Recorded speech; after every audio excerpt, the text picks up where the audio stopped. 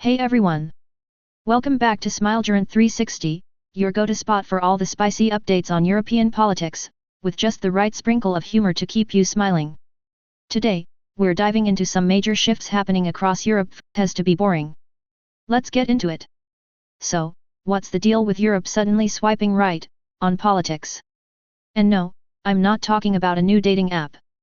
Countries like Italy, Sweden, and Finland are seeing their political landscape towards right-wing populism faster than you can say Brexit. And leading the charge? None other than Italy's Giorgia Meloni, the political firebrand who's giving Mussolini a run for his money. Picture this: a political rally where everyone's chanting Italy first, while Meloni promises to build a wall. Okay, maybe not a literal wall, but you get the idea.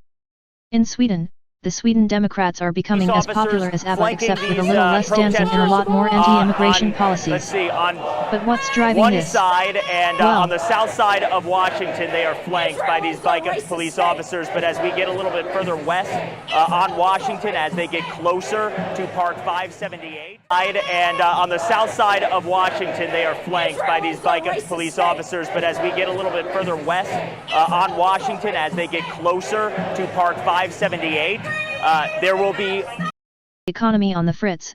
People are turning to leaders who promise to bring back the good old days, when everything was better. Or so they think. It's like when your grandpa starts reminiscing about the past, except now he's voting. Slovak deputy PM's Olympics boycott. Next up, Slovakia decided to bring a little drama to the Olympics. And I'm not talking about the sports. The Slovak deputy PM recently boycotted the Paris Olympics closing ceremony, calling it, wait for it, progressive political theater. Imagine skipping the biggest sports party of the year just because you don't like the decorations. It's like turning down a free trip to Disneyland because you think Mickey Mouse is too political. The deputy PM's beef? He's not too happy with the way social issues like LGBTQ and rights are being showcased at international events. But hey, in a world where politics and sports are becoming more intertwined than ever, this move has sparked quite the debate. It's like trying to separate peanut butter and jelly, messy, and probably not worth the effort. Now, if you thought Meloni was done stirring the pot, think again. She's taking her nationalist agenda to the big leagues, the European Union. That's right, Meloni is pushing for some serious changes in the EU, and she's not exactly playing nice. She's like that one kid in group projects who insists on doing things their way, except in this case, the project is the European Union, and the stakes are a bit higher than just a grade. Meloni wants to make sure Italy gets a bigger slice of the EU pie, especially when it comes to issues like immigration and economic policy.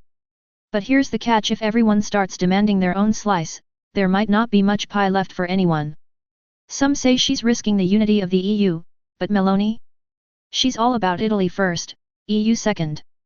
It's like bringing your own food to a potluck and then complaining about the menu. Speaking of playing with fire, Germany has just rolled out the red carpet for some brand new US missiles. That's right, in a move that's sure to make Russia a bit nervous, Germany has agreed to host US missiles on its soil.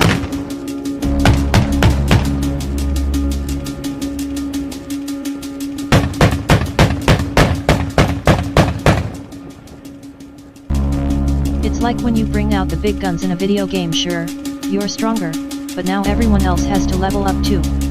The question is, are we ready for what comes next? Finally, let's talk about something that won't blow up unless it's a battery issue: electric vehicles. Europe is on the fast track to going green, and that means more electric cars and fewer gas guzzlers. It's all part of the EU's grand plan to cut carbon emissions and save the planet, one electric car at a time. But transitioning isn't exactly a joyride. Traditional car manufacturers are scrambling to keep up, and there are challenges aplenty, from building charging stations to making sure those batteries don't run out of juice halfway to work. It's like switching from a Nokia brick phone to the latest smartphone. Sure, it's better for the environment, but there's a lot of catching up to do.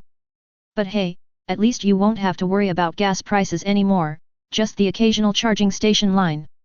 That's all for today's world. At Chilwell Valley Services. We're going to drive north and see how far we can go. Can we get all the way into Scotland and seal? So it starts at just under £46,000. There you can save an average of this much on cars in terms of actual range in every single car. Quiet. The performance is all right. So 0 to 62 miles an hour, 6 seconds. A lot of ground, and hopefully had some laughs along the way.